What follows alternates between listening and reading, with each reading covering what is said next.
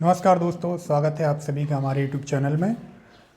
अब हम एक जो पिछले वीडियो में हमने पढ़ा था जूनियर फील्ड टेक्नीशियन, उसके आगे की चीज़ें हम कवर करने जा रहे हैं इस वीडियो में।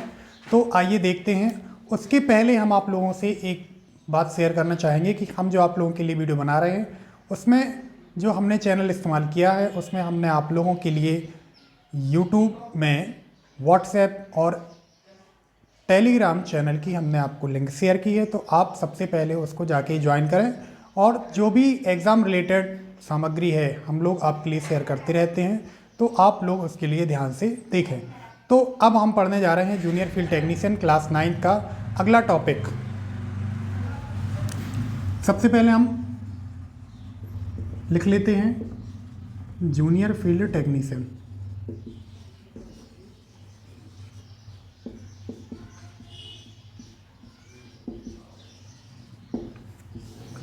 पिछले वीडियो में हम सीरीज और समानांतर सर्किट में इंट्रोडक्शन पढ़ा था हमने कि किस सर्किट को हम सीरीज सर्किट कहेंगे और किस सर्किट को हम समानांतर सर्किट कहेंगे। तो अब हम देख लेते हैं इन दोनों में अंतर क्या है। हमने बहुत बेसिक अंतर पिछले वीडियो में देख चुके हैं। अब इसमें हम इसको व्यवस्थित तरीके से डिस्कस करने जा रहे हैं। अगर हमने इसमें इस तरीके से सर्किट बनाया है, R1, R2, R3, ये हमारे पास 3 प्रतिरोध हैं और इसमें हमने कुछ इस तरीके से बनाया था।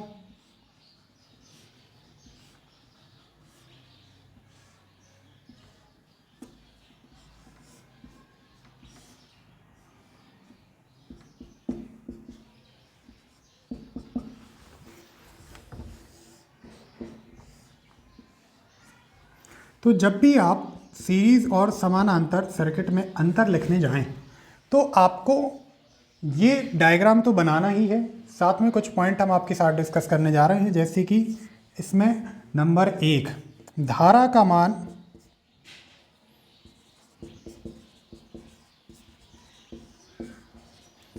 सदैव बराबर होता है,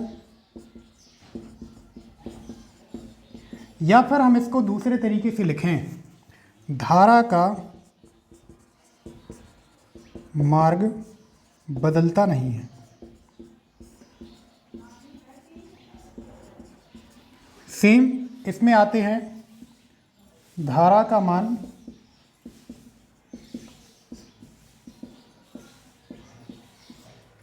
बदलता रहता है,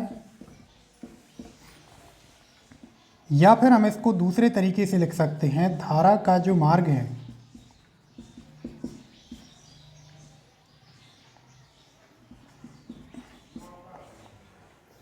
इसको बदलता नहीं है की जगह पर आप लिखो, धारा का मार्ग एक ही रहता है।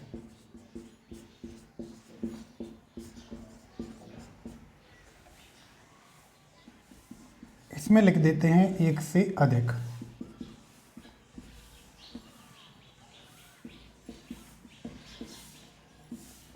देखिए, हमने यहाँ से करंट फ्लो कराई है, तो यहाँ से करंट होते हुए इस तरीके से यहाँ पर आती है।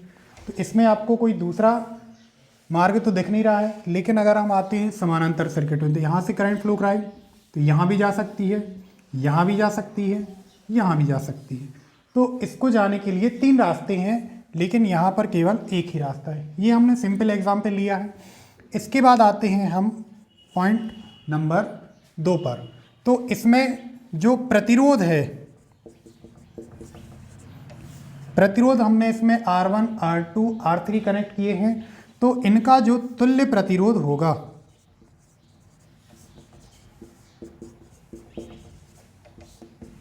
तुल्य प्रतिरोध को हम R मान लेते हैं।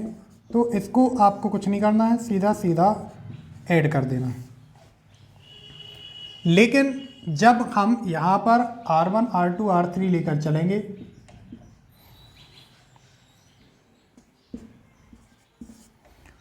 तो तुल्य प्रतिरोध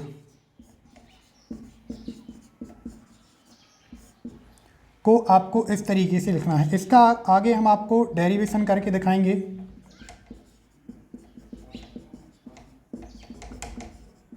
या फिर आप चाहें तो इसको सॉल्व भी कर सकते हैं। ठीक है, इसके बाद हम आते हैं अगले पॉइंट पर। हमने इसमें देखिए क्या क्या देख लिया है। सबसे पहले तो हमने इसमें देख लिया धारा के मार्ग को देखा है, हमने इसमें तुल्य प्रतिरोध को देख लिया है। अब हम इसमें देखने जा रहे हैं और एक चीज़। अब देखिए, मान के चलिए हम इसको यहाँ से ब्रेक कर दें, तो क्या धारा यहाँ से यहाँ बढ़ेगी और कंप्लीट होगा मार्ग? नहीं होगा। ठीक है, तो हम कह सकते हैं इस पर कि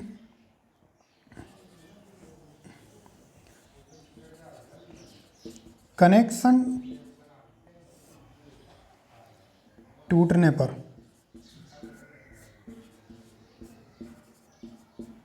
पूरा सर्किट बंद हो जाता है।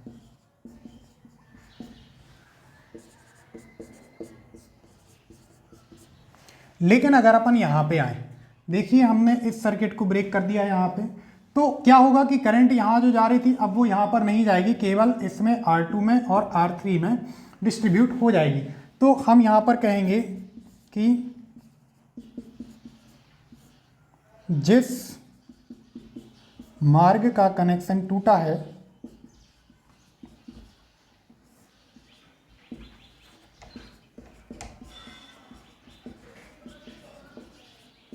केवल वही बंद होगा, बाकी चालू रहेंगे।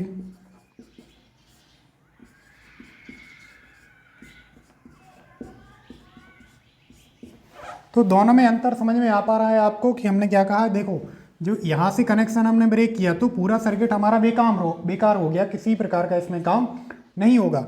लेकिन जब हमने इसको देखा तो आप जिस भी सर्किट को ब्रेक कर रहे हैं, केवल वहीं पर करंट नहीं जाएगी, लेकिन बाकी सर्किट में हमारी करंट जारी होगी। मतलब हमारा जो सर्किट है वो पूरे तरीके से बंद नहीं होगा। ठीक है,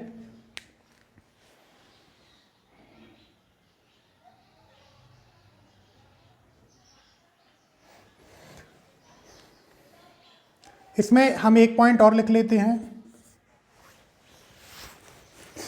वोल्टेज का मान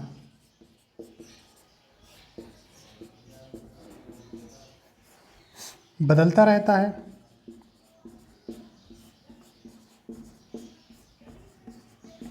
और इसमें लिख लेंगे हम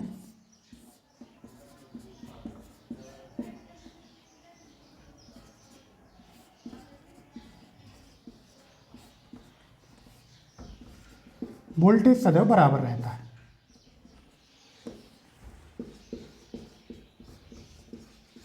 तो आप देखिए कि हमारे घर में जो विद्युत फिटिंग की जाती है उसमें हमें याद रखना पड़ेगा, क्योंकि ये आप लोगों से क्वेश्चन कभी भी पूछा जा सकता है कि हमारे घर में जो विद्युत फिटिंग हो रही है वो किस टाइप की है, या सीरीज टाइप की है या फिर समानांतर प्रकार की है।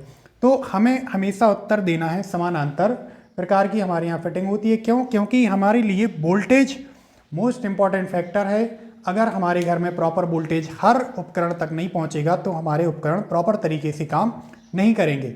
ठीक है, तो हमें याद रखना है कि अगर आपसे कोई पूछता है कि हमारे घर में किस प्रकार की फिटिंग की जाती है तो आपको समानांतर सर्किट उसका आंसर देना है।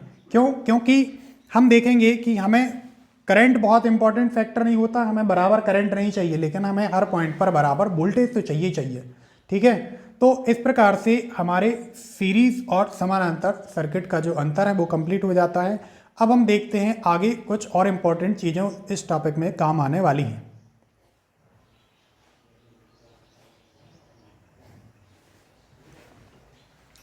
तो अब हम पढ़ने जा रहे हैं इलेक्ट्रिक सर्किट के पैरामीटर।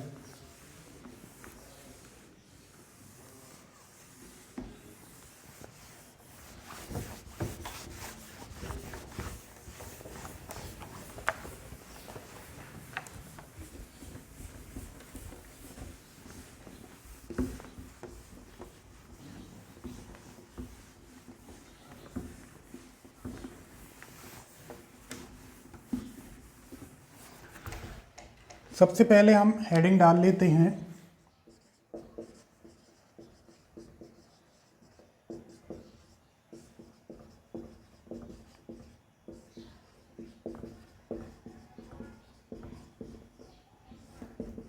इलेक्ट्रिक सर्किट के पैरामीटर। तो देखिए अभी हम इतनी देर से बात कर रहे थे करंट की, वोल्टेज की, प्रतिरोध की, तो हमें जो पैरामीटर हैं उसमें हमें करंट, वोल्टेज और प्रतिरोध इन सारी चीज़ों को पढ़ते हुए चलना है।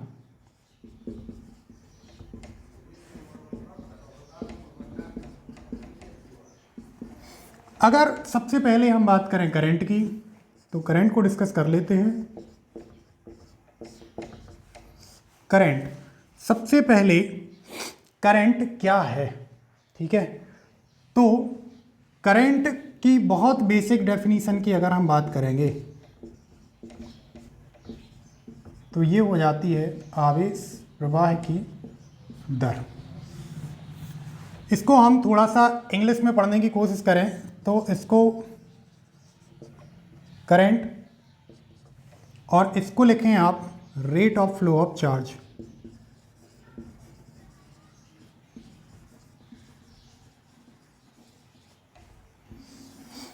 जो आवेश प्रवाह की दर होती है उसे हम कहते हैं विद्युत धारा। तो देखिए अगर हम चार्ज को यहाँ पर Q से प्रदर्शित कर दें और अगर हम रेट की बात कर रहे होंगे तो कहीं ना कहीं समय की बात हो रही होगी, कितने समय में कितना आवेश। तो इस प्रकार से हमें ये बात याद रखनी है कि करंट को हम प्रदर्शित करते हैं I से, और इस परिभाषा के अनुसार ये हो जाएगा आवेश प्रवाह बटे समय। तो आवेश प्रवाह को हमने प्रदर्शित किया है Q से और समय को प्रदर्शित कर रहे हैं हम स्मॉल t से। इस प्रकार से हमारी जो करंट हो जाएगी वो हो जाएगी I = Q/T। अब एक बात और याद रखें आप लोग कि आवेश को हमेशा कूलाम में मापा जाता है। इसकी जो इकाई है वो कूलाम है, और जब हम समय की बात कर रहे होंगे तो इसको मापना है हमें सेकंड में। तो यहाँ पे आ जाइए, ये आवेश के लिए हमने काय में मापा, कूलाम में, और इसको समय को सेकंड में। तो इस प्रकार इस धारा की जो इकाई होगी वो कूलाम पर सेकंड होनी चाहिए थी। लेकिन आप एक बात और याद रखें कि एक साइंटिस्ट हुए हैं, उनका नाम है आंद्रे मैरी एम्पियर। तो इनका कहना था कि आप इसको या करंट की इकाई को आप कूलाम पर सेकंड ना पढ़ के हमारा नाम पढ़ लीजिए। तो इस प्रकार से हमारी जो धारा की इकाई है वो कूलाम पर सेकंड की जगह पर हम पढ़ने लगते हैं एम्पियर।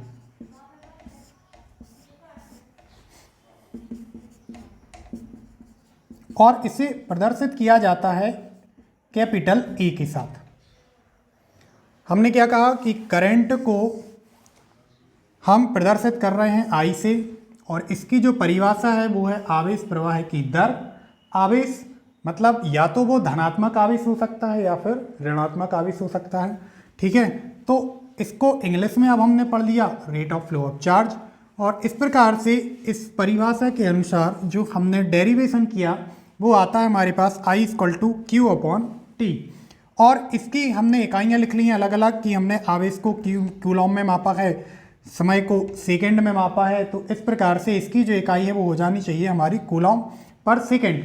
लेकिन जो हमारे साइंटिस्ट हुए जिन्होंने इसके बारे में बताया तो उन्होंने कहा कि आप कूलॉम पर सेकंड की जगह पर हमारा नाम इस्तेमाल करें, या फिर हम ये कह सकते हैं कि इनके नाम पर ही इस कूलॉम पर सेकंड को हम एम्पियर के रूप में प्रदर्शित करने लगे हैं, ठीक है। और इसको एम्पियर को प्रदर्शित करते हैं हम कैपिटल ए के साथ। इस प्रकार से हमारा जो पैरामीटर है उस पैरामीटर में सबसे इम्पॉर्टेंट चीज़ जो करंट है उसको हमने डिस्कस कर लिया है। अब आते हैं हम वोल्टेज पर, ठीक है। तो आप लोग इसको नोट कर लीजिए, तब तक हम दूसरा पॉइंट डिस्कस कर रहे हैं, वोल्टेज।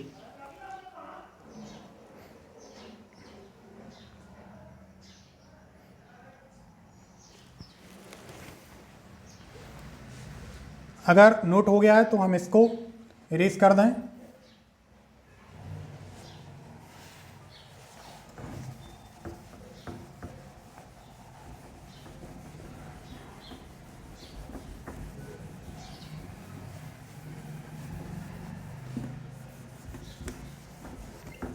अब हम पढ़ने जा रहे हैं वोल्टेज।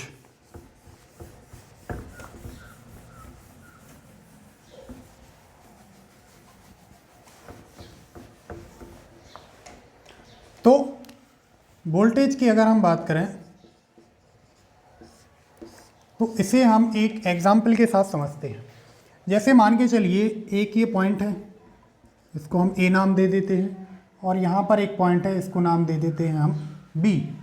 ठीक है, तो अगर एक व्यक्ति है एक्स, वो किसी वस्तु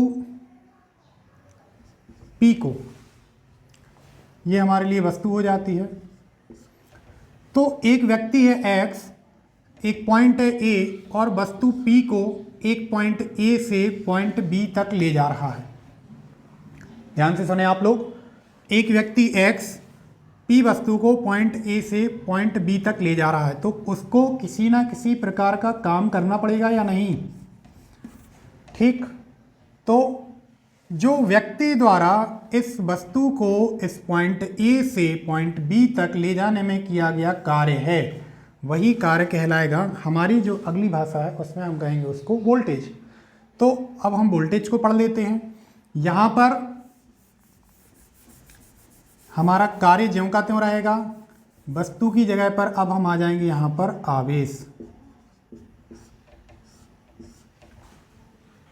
ठीक है, तो आवेश को हम प्रदर्शित कैसे करते हैं, क्यू से। ये हम आप लोगों को बार बार रिपीट इसलिए कर रहे हैं क्योंकि ये बहुत बेसिक पैरामीटर्स होते हैं, इनकी यूनिट्स, इनके सिंबल, ये सारी चीज़ें आप लोगों को क्लियर होनी चाहिए।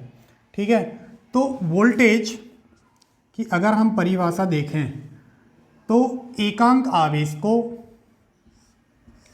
है ना, ये हमारे लिए क्या है, एकांक आवेश। एकांक आवेश का मतलब एक आवेश है, तो आवेश को एक पॉइंट ए से पॉइंट बी तक ले जाने में किया गया कार्य।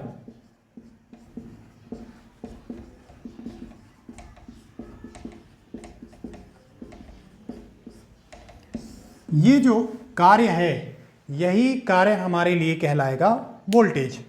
ठीक है, ये बात बहुत सिंपल है, लेकिन हो सकता है आप लोगों को थोड़ी बहुत दिक्कत जा रही हो इसको पढ़ने में।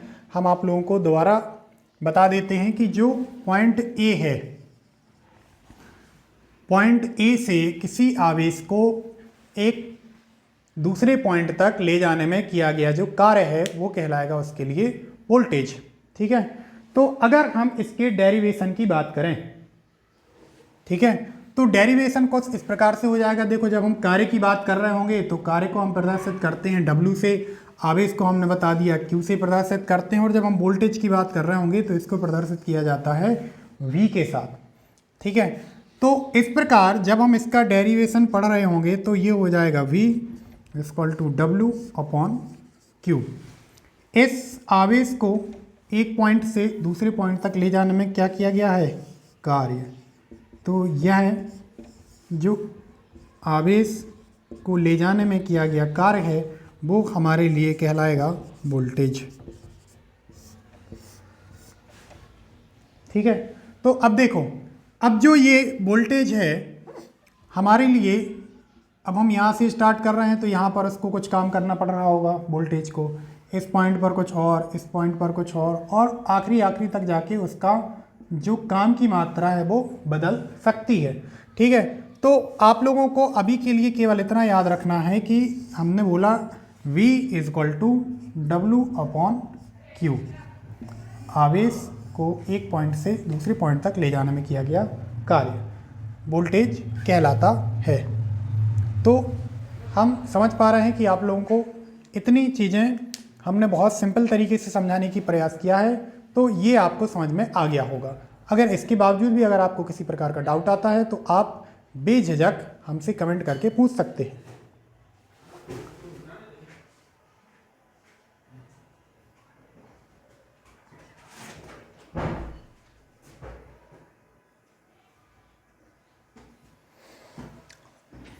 अब अगर हम आगे चलें तो ये जो वोल्टेज है, अभी हमने जैसे बताया था कि यहाँ पर उसको कुछ काम करना पड़ रहा है, दूसरे पॉइंट पर कुछ काम करना पड़ रहा है, तो आप ये देखें कि ये उच्च विभव है, वोल्टेज को हिंदी में कहा जाता है विभव, और यहाँ पर पहुँचे तो विभव हो गया है कम, तो इसको हमने कह दिया निम्न विभव। तो जो विभवांतर है इसको इंग्लिश में कहें हम पोटेंशियल डिफरेंस।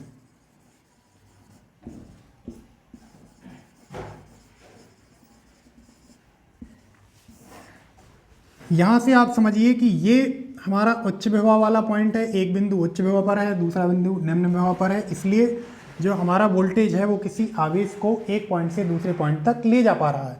तो उच्च विभव और निम्न विभव के बीच का जो अंतर है वही कहलाता है विभवांतर। ठीक है, क्योंकि हम आप लोग को ये पहले ही बता चुके हैं कि जब हम वोल्टेज की बात कर रहे होंगे तो इस पॉइंट पर वोल्टेज कुछ और होगा और दूसरे पॉइंट पर जाके वोल्टेज कुछ और होगा। क्यों? क्योंकि जो कार्य की मात्रा है वो हमारे लिए क्या हो गई है, बदल गई है। जब कार्य की मात्रा बदलेगी तो स्वाभाविक सी बात है कि वोल्टेज बदलेगा। आप यहाँ से देख सकते हैं, आवेश को भले ही हम स्थिर कर दें और इसको चेंज करते रहें तो ये मान स्वाभाविक है कि बदल जाएगा। ठीक है, जैसे मान के चलिए W यहाँ पर 1 है और Q 1 है तो वोल्टेज कितना आएगा, 1। लेकिन अगर हमारा W 2 हो गया और आवेश हमारा 1 ही है तो वोल्टेज कितना हो जाएगा, 2 हो जाएगा। तो ये सिंपल सा एग्जाम्पल था जिसमें हमें समझ में आ रहा है कि वोल्टेज हर पॉइंट पर अलग अलग हो सकता है। ठीक है, तो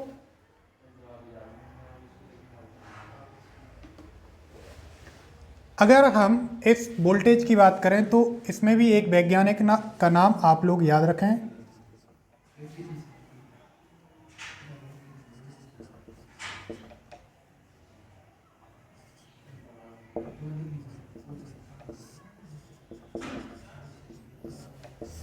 ये जो एलेजेंड्रो वोल्टा है, इनका नाम आप लोगों को जब भी वोल्टेज की हम बात कर रहे होंगे तो इनका नाम आप लोगों को ज़रूर याद रखना है। तो हमने आप लोगों से 2 चीज़ें तो डिस्कस कर ली हैं। अब आते हैं हम तीसरे पॉइंट पर जो इलेक्ट्रिकल सर्किट के पैरामीटर का इम्पोर्टेंट पॉइंट है।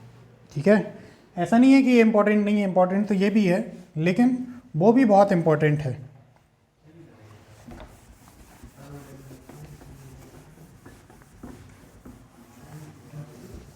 तो अब हम आते हैं प्रतिरोध पर, जिसको इंग्लिश में कहा जाता है रेजिस्टेंस।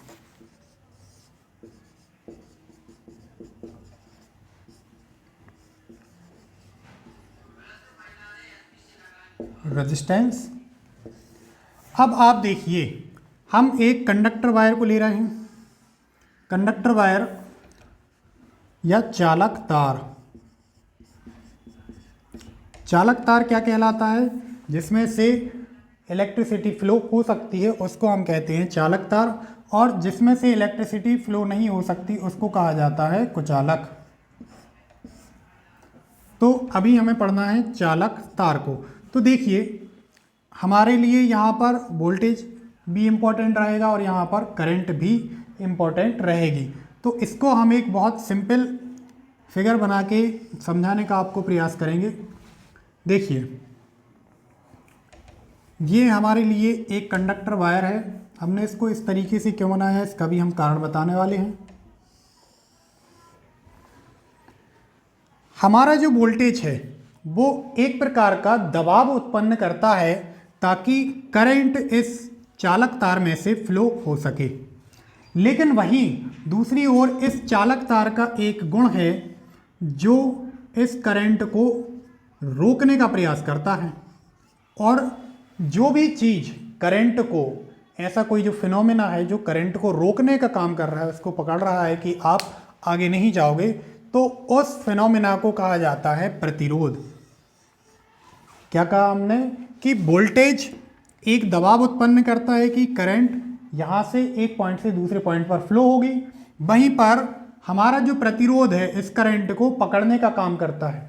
ठीक है, तो अगर हम देखें एक चालक तार में, मतलब प्रतिरोध कम है, लेकिन ऐसा नहीं है कि कोई जो तार है, चालक तार है, वो 100% कंडक्टिव हो, है ना, उसमें किसी ना किसी प्रकार का प्रतिरोध अवश्य होगा। क्यों? क्योंकि हमें पता है दुनिया में कोई भी चीज़ 100% नहीं होती, है ना, कोई भी चीज़ 100% या हम कह लें कोई भी चीज़ आदर्श नहीं होती, किसी ना किसी प्रकार के आपको नुकसान उसमें जरूर दिखेंगे। तो इसी प्रकार से हमारे लिए चालक तार है, इसमें आप देखेंगे कि 100% चालकता नहीं होती है। 100% चालकता ना होने का कारण होता है यही प्रतिरोध। तो प्रतिरोध क्या करता है? करंट को रोकने का प्रयास करता है, इसका जो मार्ग है वो अवरुद्ध करता है। इसको हम लिख देते हैं धारा का मार्ग अवरुद्ध करता है।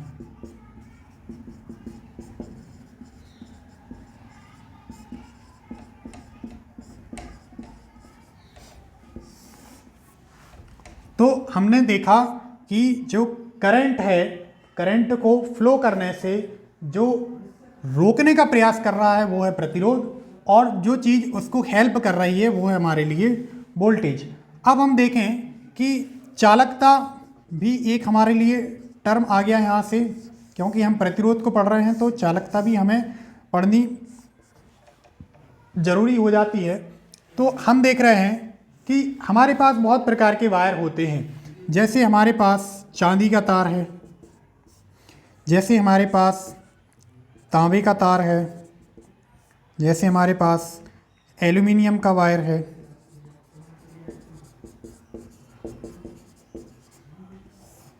तो आप देखेंगे कि ये जो एल्युमिनियम है,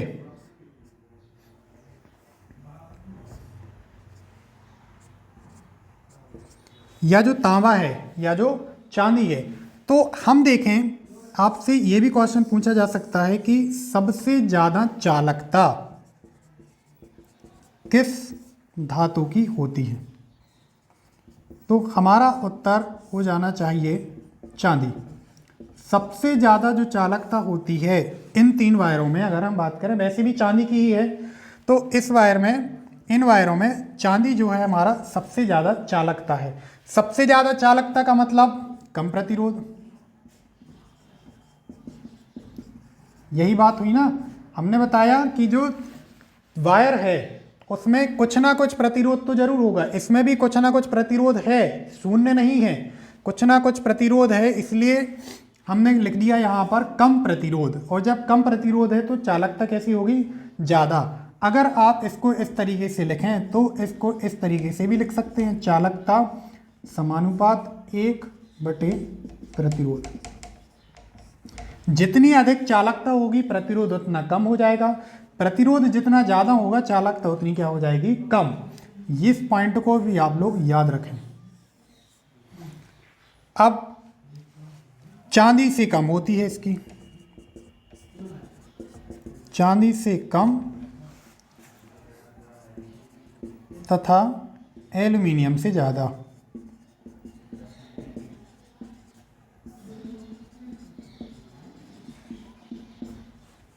और अगर हम एल्युमिनियम की चालकता की बात करें तो यहाँ आप लिख दें तांबे से कम। आपको ये याद रखना है क्योंकि आपसे एग्जाम में पूछा जा सकता है कि निम्न में से किस धातु का तार सबसे ज़्यादा चालकता प्रदर्शित करता है, तो आपका आंसर होना चाहिए चांदी। ठीक है, हमारे पास ये तीनों चीज़ें हो गई हैं। हमने इसमें चालकता को डिस्कस कर लिया है, हमने इसमें प्रतिरोध को डिस्कस कर लिया है। इसके बाद अब हम इसमें देखेंगे कुछ और चीज़ें जो आपके लिए बहुत काम में आने वाली हैं। ठीक है, तो आज के वीडियो में इतना ही। अगले वीडियो में हम डिस्कस करेंगे इसके आगे की चीज़ें जो आपको एग्ज़ाम के बिहाफ से बहुत अधिक इम्पोर्टेंट हैं। तो अपना बहुत अधिक ख्याल रखें। धन्यवाद।